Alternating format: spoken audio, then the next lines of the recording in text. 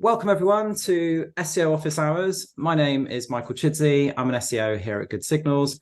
And part of what we do, along with special guests, are these office hours sessions where people can jump in and ask their questions around their website and web search. By the way, nobody here is in the hot seat. We might not know all the answers, but hopefully multiple heads thinking about a problem should help. We have a bunch of questions already submitted, as you can see. But if anybody on the call would like to ask any questions, please do just use the chat functionality. And like every week, with me today is Jo Juliana Turnbull, also known as SEO Jo Blogs. Jo, would you mind introducing yourself and our special guests? Thank you very much, Mike, for having me on Good Signals. What a great office hours this is.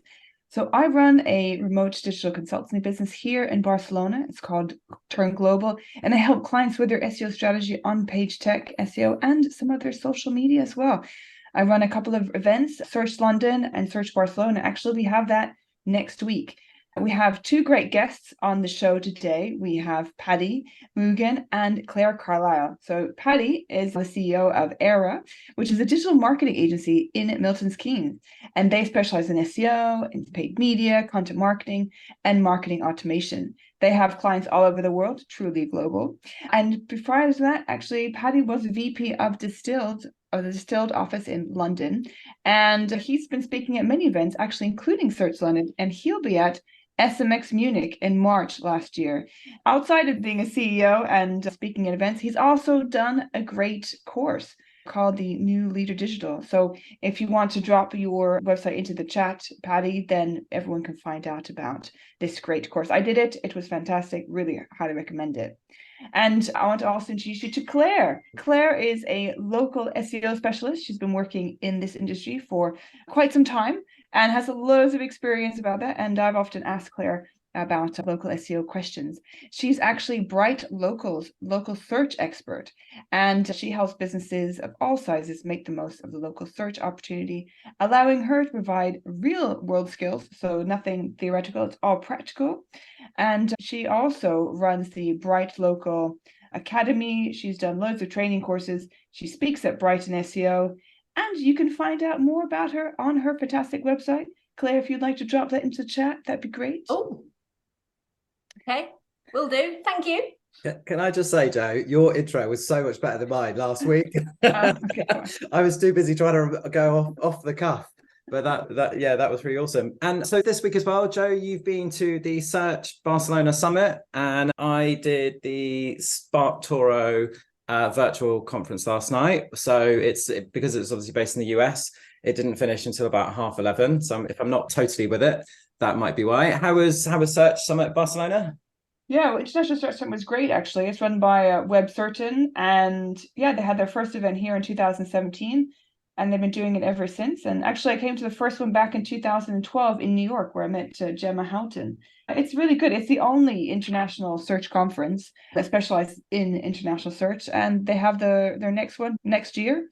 Yeah. In November, and they also do International Social Summit, and that's in May next year. Contact us to find out more about that. It's a really fantastic event. SparkToro's event wasn't recorded, so it was just one of those that was live. So unfortunately, you can't watch that back, but it was really good, actually. It was just like around stories from different founders, just talking about marketing and so on. There were tears, there was lots of laughter, mostly from Rand.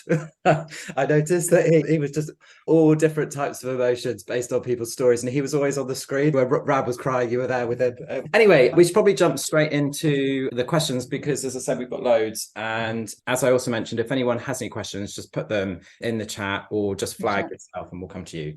Are you happy? Should we go? Should we kick off? Yeah, I just want to say thanks everyone for joining today. We've got some great attendees. I got Andy, Amina, Reed, Eugenie. So thanks for joining. It's our fourth week, isn't it now? So looking to continue this for another few weeks at least. Thank you all for being here. Cool. Okay, right. Question one. So this is about average positions in Google Search Console. So Google Search Console says I'm ranking number 1 for a load of terms, but I don't see it when I search for it myself. Paddy, are you all right to kick off on that one? Yeah, sure. So I guess the first thing I'd say is the default view into Google Search Console when you first go into it and look at the rankings for different keywords.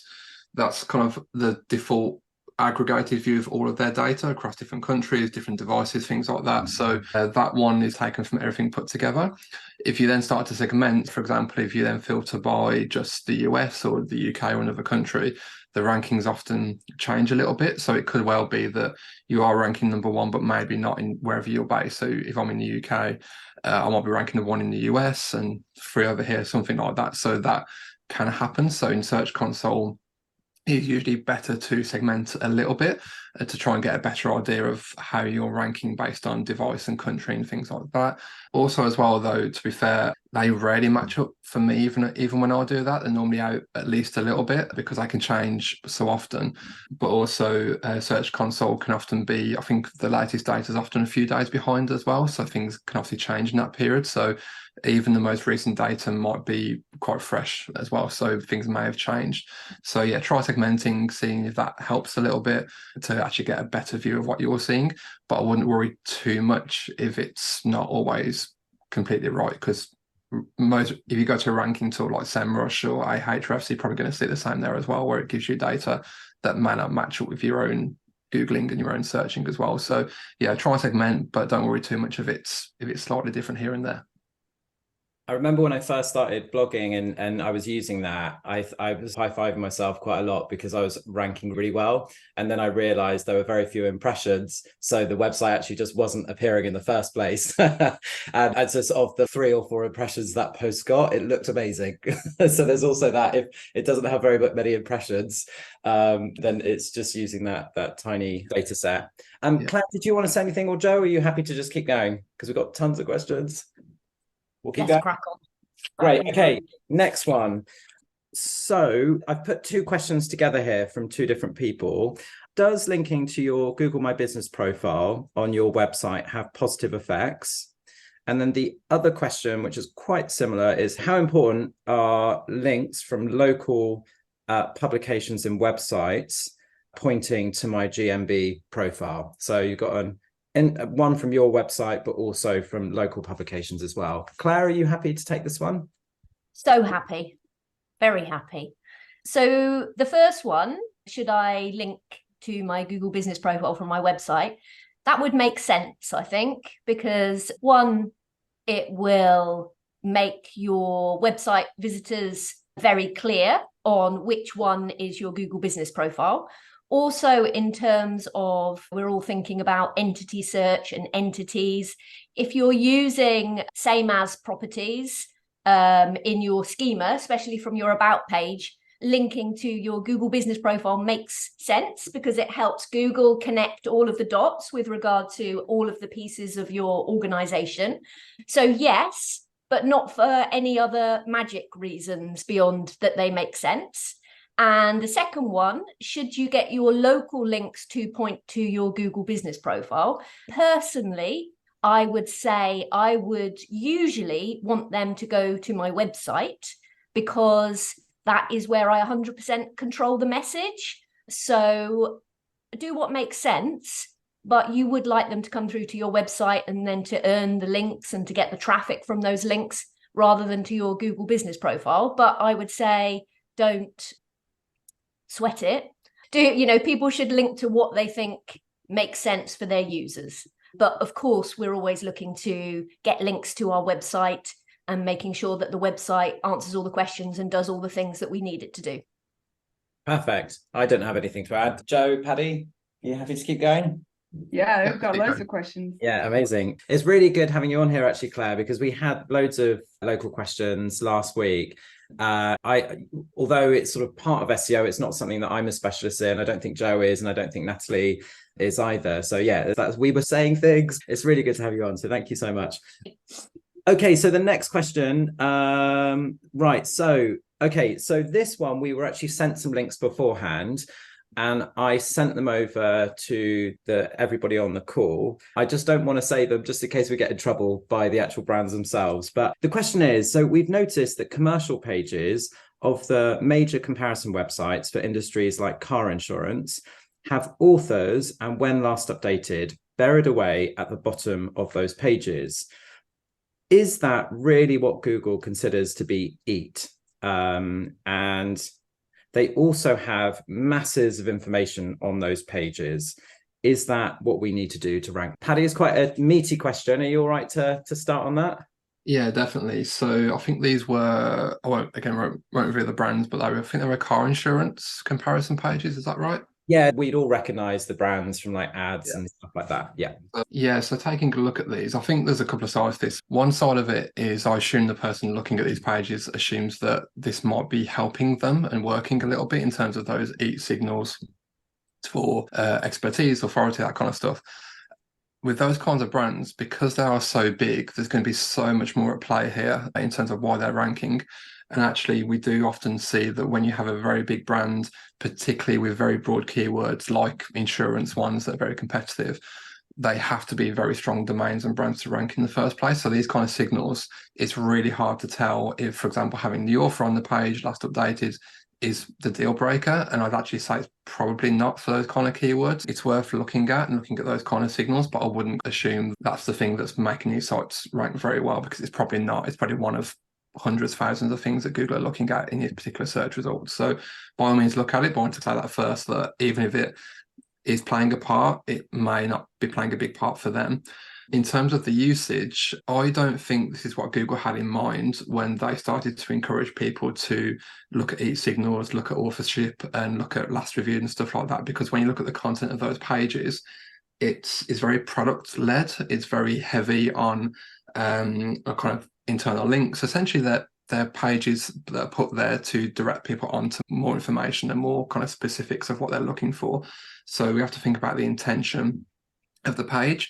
And I think as a user coming to that page, I'm not necessarily worried about that page having an author on it. I'm just worried about, is it something that's going to help me get to where I want to be in terms of looking for car insurance quotes or whatever it's going to be. I don't think it's going to help them necessarily. It might help a little bit, but I don't know if Google are actually going to look at that and go, yeah, that page is now better because you've put an author's name there, you put last updated, particularly given that on these examples as well, it's buried right at the bottom of the page. That tells you enough. If it was that important, would the brand be putting it right down literally at the bottom of the page?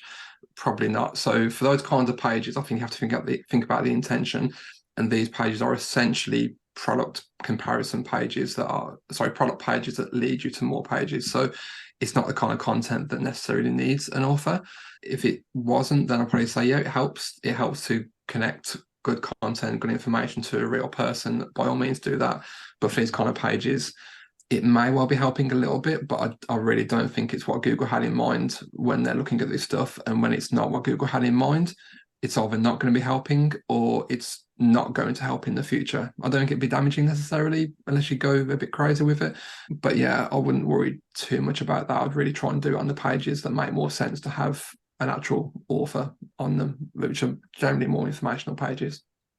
Yeah, I think especially if you then click on the author and you go to a page where it says freelance SEO writer, something like that, I don't. And one of the brands I looked at, we might have looked at the same one. Part of that author page is actually broken as well. So again, probably not the best signal to be sending. Yeah, if you're going to do this, you've got to do it properly as well. It feels like it's probably been put there to try and see if it helps a little bit, or just to tick another box. But I doubt if it's helping that much in this particular example. Where I have seen it make a bit more sense are on things like destination pages for travel websites, where they've got specific travel product managers who look after certain locations, and that when they're updating the pages, they're also providing some information and their photos and all that kind of stuff. I think that makes a little bit more sense. But yeah. Actually on that as well, to be fair, with this particular industry like car insurance, home insurance, you could have like your in-house experts who know everything about car insurance and everything about home insurance or travel. You could have that, and by all means utilize that expertise and try and display that expertise. But yeah, I don't think it's for this particular kind of page, a more very commercial page, that's going to help. But yeah, I agree that there's definitely times when it can be used. Travel is a great one, because for travel in particular, you want to read content from someone who's probably been there, who's experienced that place that you're going to. So it makes a lot more sense in those kind of industries for sure. Yeah, I think also in finance. So I was just going to say, also in finance, it would be good to have those profiles set up and actually try and get the experts in there that are, providing real advice to customers. I think if you have the team inside or in-house, you should really promote that. It helps with their branding and helps obviously put a faces to the name and makes your brand actually stand out better. Yeah, so basically in answer to this person's question, don't just put authors on all of your pages if it's not meaningful and they're not experts and so on, only if it makes sense. Yeah. Okay, next one. Again, these were two separate questions, sorry, but I've put them into one, or I brought them together. What should be the first thing to do when you start a new SEO project? And then the other question is, as a business owner, I can really see the value of SEO. We spend a lot of money on AdWords. We're in the pets industry and I've had audits and multiple recommendations. I also have all the tools like Ahrefs, advanced web ranking, but I'm swamped and I can't get everything done. I know it's important. Where should I start? So both of them, where do we basically start with an SEO project? And I guess this can be both if you're a local business and also if you're national or international. Joe, do you want to start this time? Sure. So I think really in terms of SEO, when there is so much to do, we really should try and just prioritize because it can be quite overwhelming.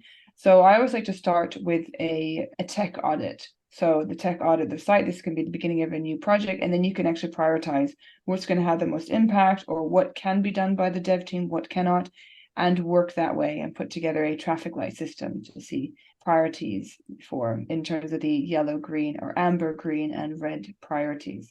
And then delegate. So if you don't have anyone to help you, see what you can do in-house. If you can have a freelancer help you, ask them to help on the areas that you're maybe not as strong as. Maybe you're not strong in tech SEO, or maybe you're not as good as strong in on pages. But don't get overwhelmed and then just bury the head in the sand. It's all about priorities, really. Cool. Claire, would you like to go with this? And I just wanted to add that a few weeks ago, we had somebody who is about to take over a bar in Farringdon or a venue in Farringdon, and they're going to turn it into a business. And they were asking a very similar question. Where do we start? How do we tell local people about the business? I think when it comes to SEO strategy, taking a step back and understanding where that fits with your marketing strategy. So rather than thinking, what do I need to do for SEO? Think about what am I actually trying to do and how is organic visibility going to help me with that? So I think that's the first thing that I would recommend, to actually understand what you're trying to do and think about how you're going to measure it and benchmark. So rather than getting into the tactical part, I'd stay at the strategy level first before you start doing any other implementations, just to be sure on what you're trying to actually achieve and to what ends, for what business purposes. Paddy? Yeah, I think Claire and Joe covered a lot there. The only thing I'll probably add is to elaborate on Joe's point a little bit in terms of priorities. I think we're all guilty of trying to do too much at once a lot of the time. And when it comes to SEO, that's definitely the case, right? We know there's probably hundreds of things, particularly if you're just starting out, that you could be doing. It's quite overwhelming. I just pick one thing, literally just one thing to. So it could be, like Joe said, starting with tech SEO. If you're going to start there, don't try and do link building at the same time. Particularly, I think the pet website business owner you mentioned, if you're stuck for time, you're not going to be able to necessarily do a great job of tech SEO, get the site into a good shape and build lots of links at the same time. You're probably not also going to be able to do a content strategy, keyword research and produce content alongside tech SEO. So I just pick one thing and really nail that and rinse it as much as possible. If that takes 3 months, but you do a really good job of it, that's better than trying to spread yourself in for 3 months and not really getting any of them done. This is a big challenge that we get with clients all the time, where they want to do everything. They come to us wanting to do everything. Sometimes I don't have the time or the resource to do it, but oftentimes I don't have the budget to pay us to do everything at once either. So we have to aggressively prioritize to fit within their budget. And that often means that we'll start out, just tech SEO or just content, do that, and then maybe a few months later scale down tech SEO, scale up content, and we kind of take this blended approach where you move across different topics. But that only really works if you're on limited time, if you just do one thing at a time. So I just take one thing and do it really well. It's hard because you kind of sacrificing stuff, and that's where we all fall down a little bit in terms of actually doing this. So I'm not going to say it's easy, but for the business owner there that you mentioned in particular, just pick one thing and just try and do it really well, then move on to the next thing if you're struggling for time and resource.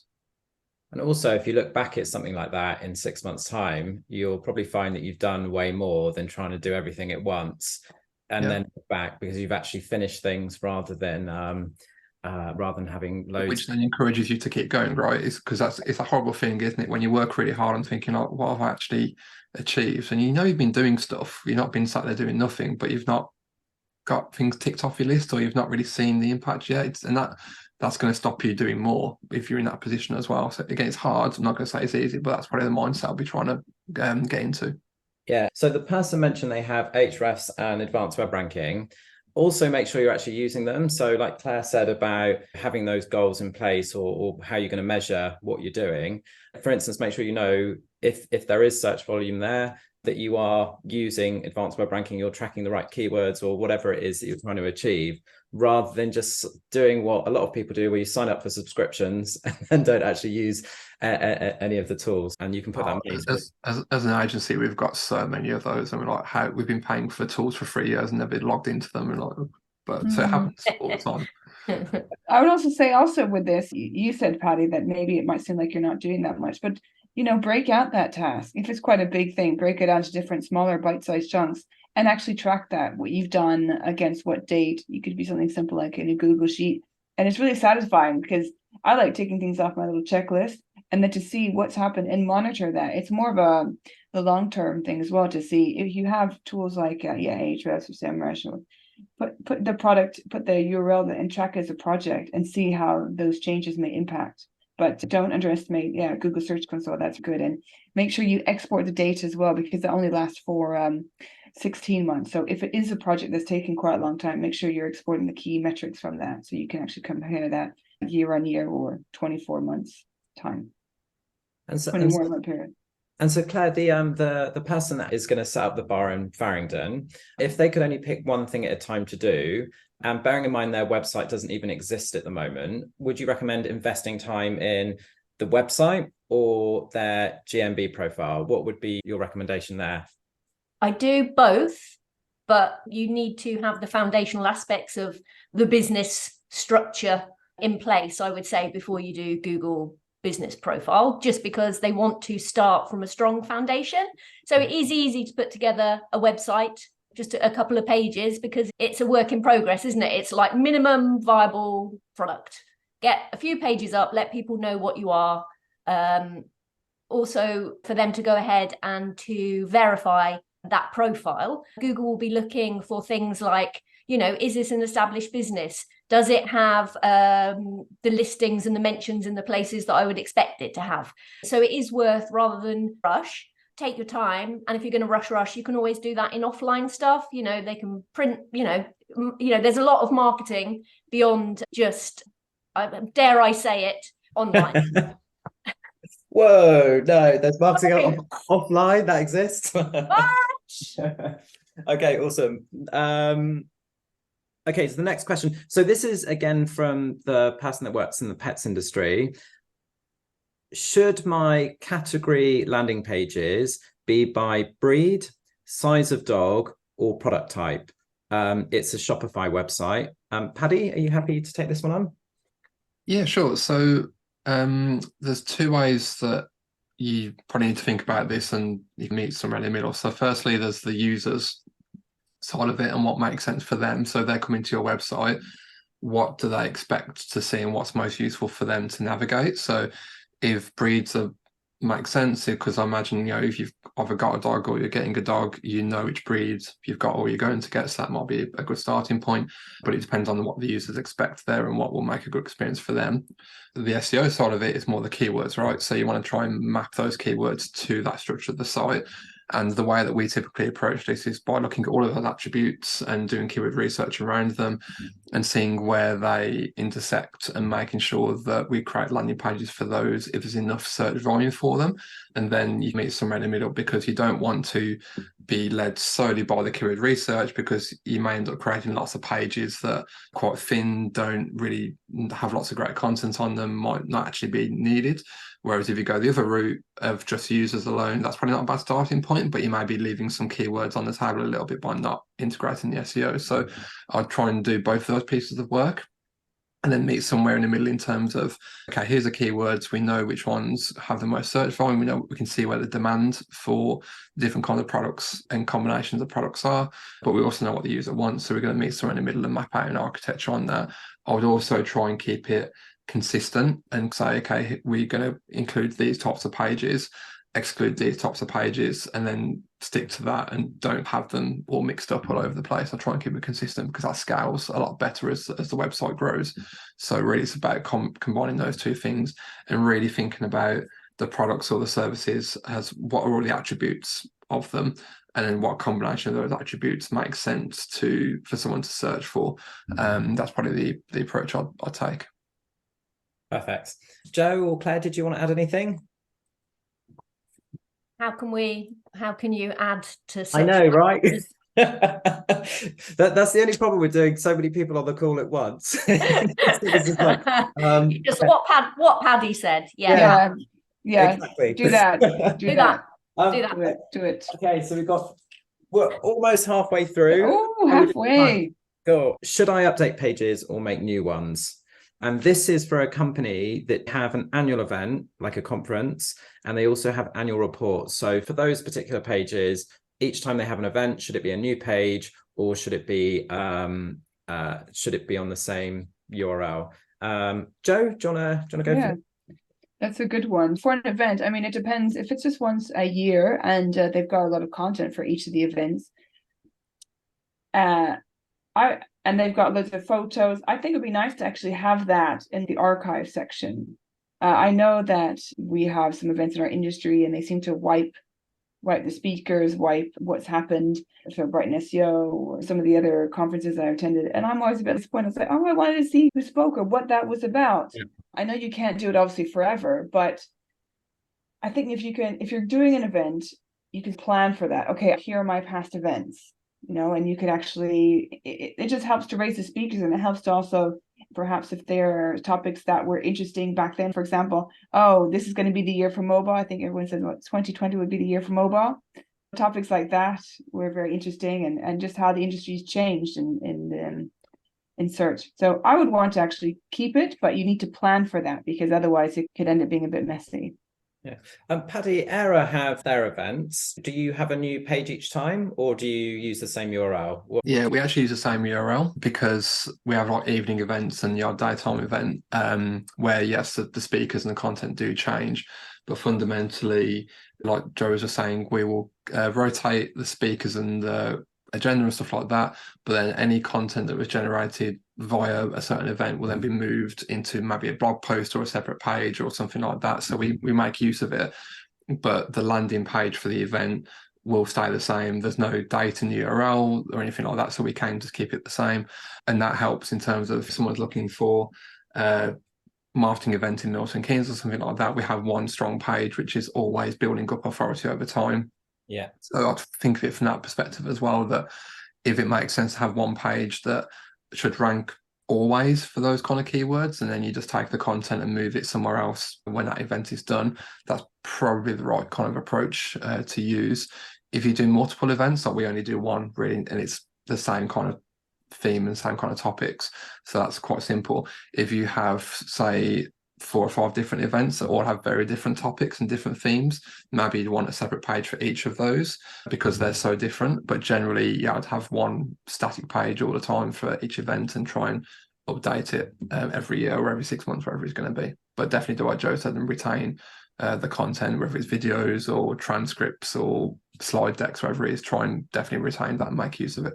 Yeah, there's one client I work with that does a huge event every year, and they insist on creating like a microsite every time for it and renaming it and so on. I know. No, because it's aimed at a really specific group of people and it ranks really well, and then they do that each time. So it's like, no, don't do that. No.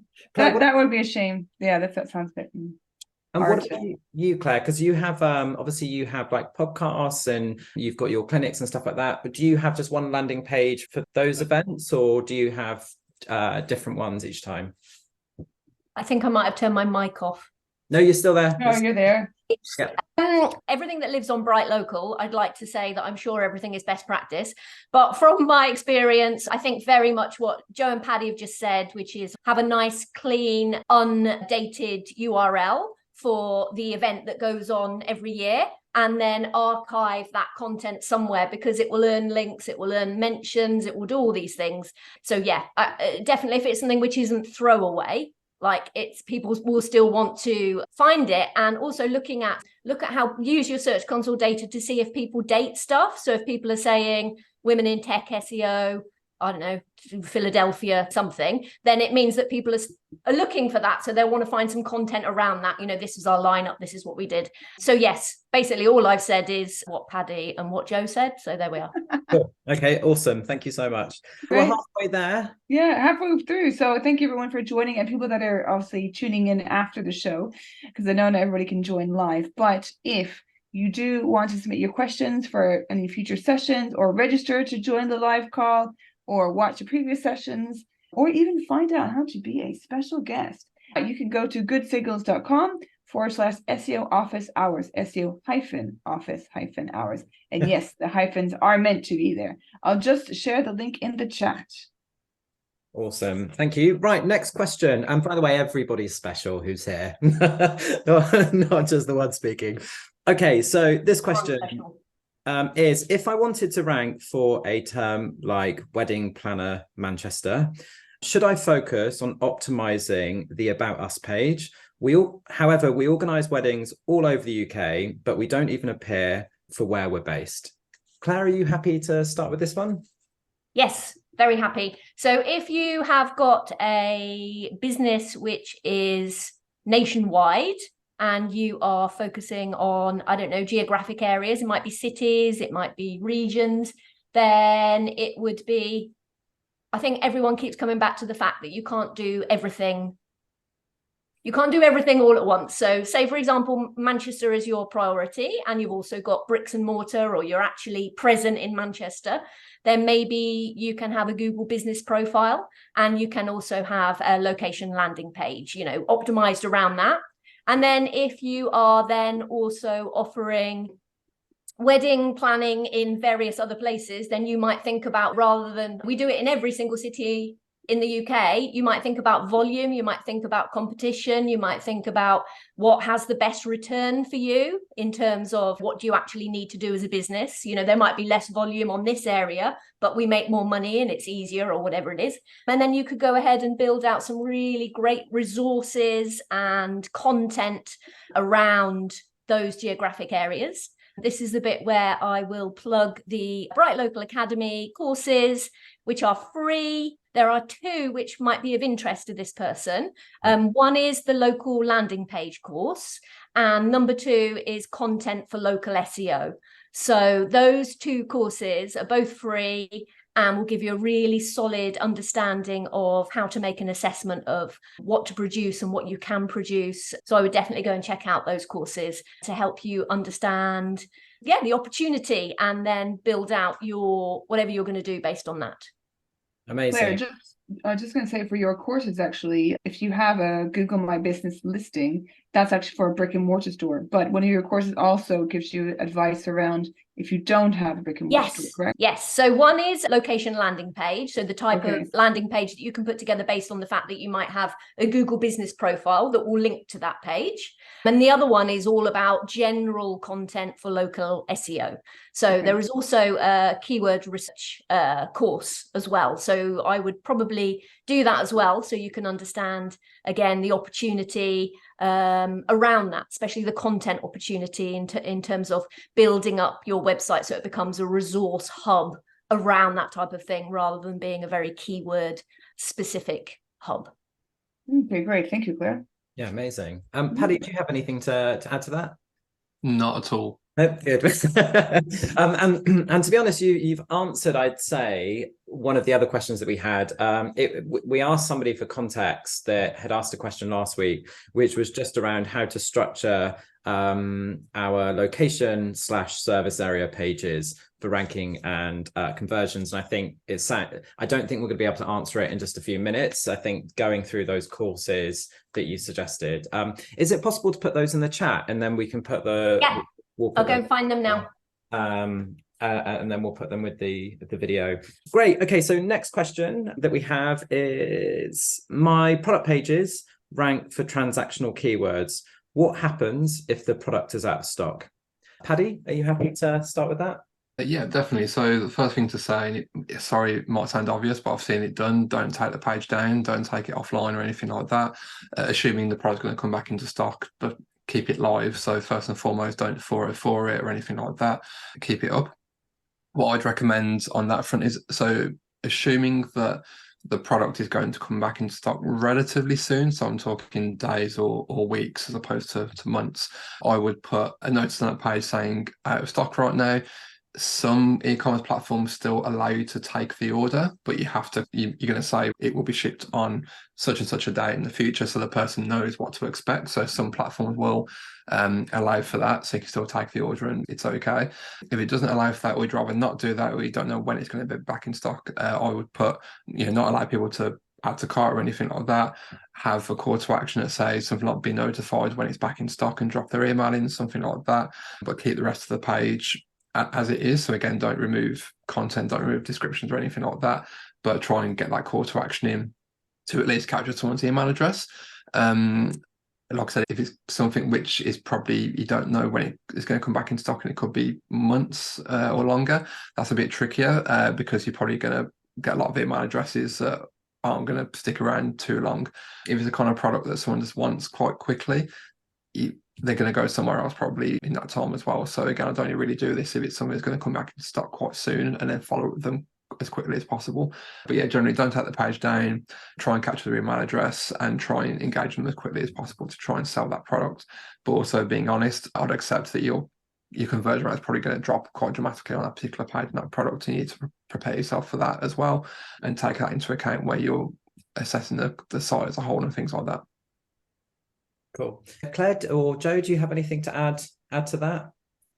I would just say what Paddy said, and if you're finding your stocks are going out, your products going out of stock so quickly, maybe it's time to order a few more, especially run up to Christmas or the holiday season. Yeah, I guess the only thing I would add to it is it also just depends on what information's on that particular page. So for example, if it's solely transactional, probably going to see it drop, and obviously depends on the search queries. But if you've got other information that maybe the department stores that stock your products don't have on those pages, such as more, I don't know, guides or specs or whatever it is about the product, you might be more likely to still see traffic go to that page if that isn't anywhere else. Sorry, I was going to say, or have the whole, we are out of stock, but you may also like that boilerplate, but text with the link to the different products, similar products. Yeah. So you don't lose your customer. Yeah, it's exactly actually what I was going to add that I forgot. Yeah, related products, if there's similar stuff, and you can cross-sell, do that as well. Again, some e-commerce platforms allow for that to be quite specific. The other thing I'll just mention as well, though, is I have seen examples over the last couple of years, really, of products that have been marked as out of stock actually not ranking as well. I think Google are getting a better understanding of that, and obviously user signals, so we know they're a big part of what Google look at.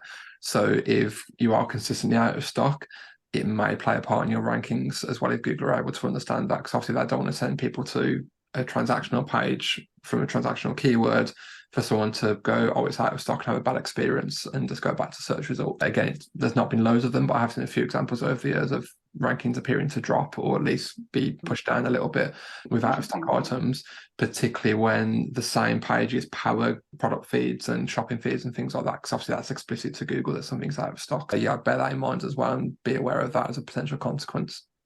Great, awesome. Next question. I think we've covered that one already. Okay, so do links pointing to unindexed pages count? Paddy, are you happy to Yeah, we don't really know, do we? For sure, it's probably the first thing to be really honest about. I know they used to. I've done various tests in the past on, this is a very long time ago, link networks that were completely no index but still appear to pass PageRank and work. That was a long time ago now. The way I'd think of it now is, if Google are looking at a page and it's no indexed, what's the reason for that? You clearly don't want it showing up in the index for some reason. Therefore, is it a page that should pass PageRank? I don't know when it was. It might have been last year sometime. I know Googlers have talked about the idea that if a page is no indexed consistently, they keep coming back to it and it's always no index. So we'll start to treat the links on that page as no follow. Again, I don't know if they actually do that and to what extent they actually do that, but that's what they've said. That would imply that the links pointing to that page may not actually help, because if the links from that page is somewhere else and no follow, the page rank isn't going anywhere. Having said that, there's plenty of examples now of pages that are blocked in robots.txt and no index actually ranking in Google if Google think you've got it wrong. So we don't know for sure. I think I would assume that it's not going to help, and try and pass that link equity elsewhere if that's possible, or try and realign those links elsewhere. But I'd probably start from a position it's probably not going to help. Or it will be, if it helps now, it might not help in the future, because if the page is no indexed, that's a signal in itself about that particular page that Google might take into account. Awesome. If anybody else would like to add anything, go for it. No, that was a great answer. At the risk of everyone wanting to poke me in the eye, when we talk about links counting, yes. I think we need to think about, does that actually send people to my website that might do something that is useful for me as a business? So you could be having someone with a tiny website that is not well indexed, that includes a link to you, and then that directs traffic to your website and is going to be a useful lead for you. So just seeing links in the context of a link that sends people to your website, the type of people that might want to buy something off of you, then that has value. So I think that is part of the answer. Yeah, I also find with some of the questions that we've had over the last 3 or 4 weeks, it's almost like somebody trying to game the system a little bit. And sometimes I think that's perfect. Actually thinking about, why do you have the link in the first place? And is it good for the business? Does it make sense? Like Paddy said, why is that page no index in the first place? Like, should it even be there? Should you be redirecting it somewhere else? I think that just in terms of links, I think it was too much played in the system and people got hurt. And I think if you just look at it from a perspective of, okay, I'd like to get some mentions, some coverage, and some people coming to my website, that'd be great. But then you also find, on the other hand, you might get things like people are covering your story in a newspaper and then they forget to put the link in. So yeah, 2 extremes really. Yes. Next question. So again, we were sent a link to look at, and we've all looked at it. I don't want to share it now because I don't want to get in trouble by the brand, but somebody basically shared a commercial page with us that ranks really well for the term carpet cleaning, and the business is in Australia, and the person said that they've tried to work out why this particular website and web page ranks really well for this term. And then they discovered that there's a tiny info button. If you click, you get tons of content. And so the question, and so as I said, this is a business based in Australia. The question is Google Australia just really behind? And is this what we need to do to rank really well for competitive terms like carpet cleaning? Claire, would you like to start? Or if not, whoever wants to jump in, go for it. I'd just like to say this. What Paddy and Joe said. Okay. Well, I haven't said anything yet, but I would say, first of all, Australia, no, but it's a smaller market, so maybe tactics that were working in a larger market, let's say the US, it's taking some time for things like that to filter through. But obviously, it's something that you can't really hide. You shouldn't really be hiding content from any search engine, and from users either. So if it's maybe worked now, I wouldn't guarantee that it'd be working in the future. Yeah. Paddy, what are your thoughts? Yeah, I think when content is hidden like that, it's clearly been done for SEO. There's an SEO there somewhere that's done it. And this isn't new, right? It's been around for a long time, the idea of ramming lots of content onto a page without the user really seeing it. And I think Google have moved from a place where they may they see the content, but they understand that the user can't see when they first load the page, particularly on mobile. They have to openly like mobile content, sorry, mobile experience. When you've got expanding sections, you take that into account from how a user would view it. But I think what they've gone beyond that in recent years, started to realise, has this been done for SEO? And I think that kind of thing clearly has. So that would actually probably end up being quite damaging. To go back to the question, yeah, Google Australia, like Joe said, we should be clear here. We're not talking about Australian SEOs, to be really clear. We're talking about Google's ability to rank in Australia, rank results in Australia compared to other countries. Yes, it may well be different, but as Joe said, it's probably different signals that they're getting there, different market, different domains. So even if people are getting away with things there that they maybe wouldn't in the US, it's probably not going to be like that forever. In fact, it almost certainly won't be like that forever. So I wouldn't necessarily copy it. If it's working right now, it's probably not going to work in the future. So if you want to do it, by all means try it, but I wouldn't be banking on it to be something that works in the long term. Great, thank you. Claire, this one came up last week, this question, and it was just around, oh, my dog's about to start barking. 1 second. Was that what the question was?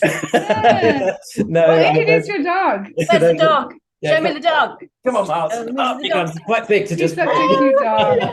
Oh, I like your beard. Oh, right, okay, Miles. Oh. Okay, so the question was around reviews and how important they are when it comes to ranking locally. And have you got, if they are important, have you got any ideas or ways that you can encourage happy customers to give you to provide reviews? So many things to say to that.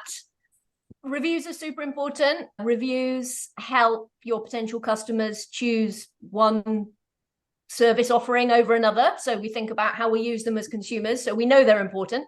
So are they important to people? Yes. Are they important to Google? Yes, probably.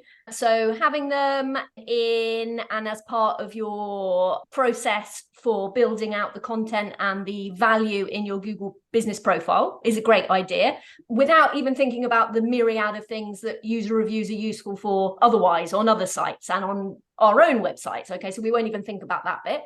But when it comes to, okay, I know that I need to get more reviews on my Google business profile. So, you know, as a business owner, I would sit back, or as someone that's marketing a business, and think, am I ready to get those reviews? Is my product or service in the state where when I ask for them, I'm going to probably get good ones? So it's not a good idea when you're having a really awful time then to go on a review acquisition. I'd go on a reputation triage, basic. First of all, iron out any problems with your product or service or staff. Anyway, and then the most powerful way to get reviews is to ask for reviews. And then you can do that in a myriad of ways. Face to face, you could do it to be very scientific and go, oh, which touch point in this user journey is going to get the best reviews? Or you can just, okay, I'm going to ask people and say, hey, would you mind, you know, we hope you've had a good time today. Would you mind leaving us a review? It's, you know, obviously super helpful for us as a business, and it's helpful for other customers to hopefully choose us over someone else. So that is a very basic, obviously, way of saying it. But if you go onto the Bright Local website, there's a massive hub all about Google Business Profile with resources about reviews, how to get ready to ask for them, how to ask for them, different ways to ask for them, different sites, how to manage, how you might deal with difficult reviews, all of those things. Too long, did not read summation. Yes, they're important. Wow, Claire, I think that sounds like a fantastic academy, the Bright Local Academy, which you shared earlier in the chat. But I think also, just to hone in that point, don't be shy about asking for reviews, because if you are confident with your product or service, why wouldn't you have some great reviews? And obviously you've said about there's a course to deal with negative reviews, but if you have negative reviews, I've always done it where I try and take the conversation off of the review channel, in a sense that I don't want to have, you know, loads of comments, particularly if there's a group involved, because then you end up with, you know, for every one booking, 15 people. So you try and go, well, here's, you know, thanks for this and so on.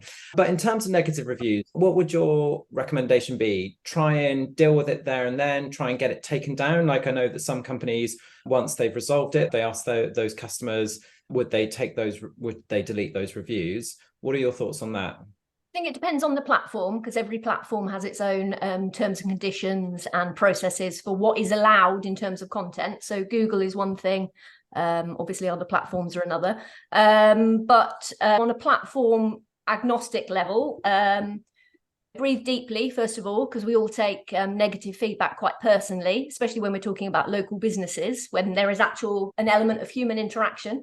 I think about what you can learn from that.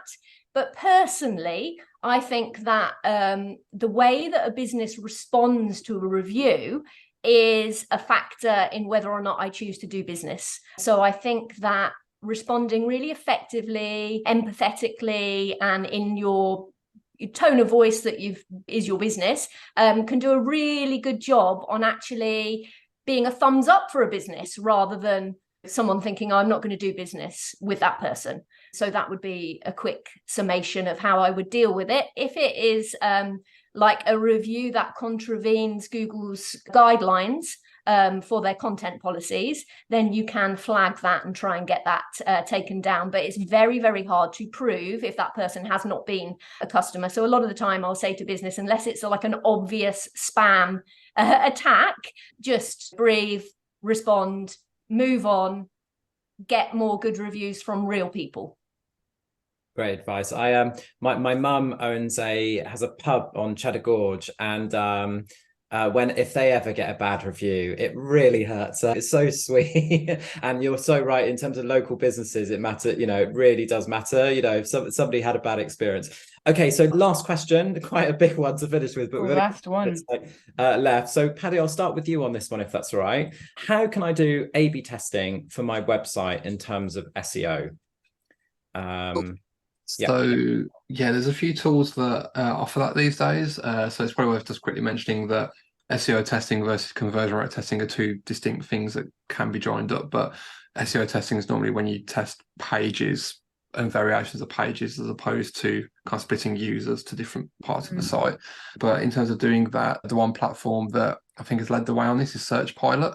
So I can drop a link into the chat in a second, who essentially install software on the website, and it will allow you to split test one version of a page with another version, and maybe the second version has more content on it, it might have more images, that kind of stuff, for different experience, and it will try and tell you which one performs better in terms of traffic over a given time.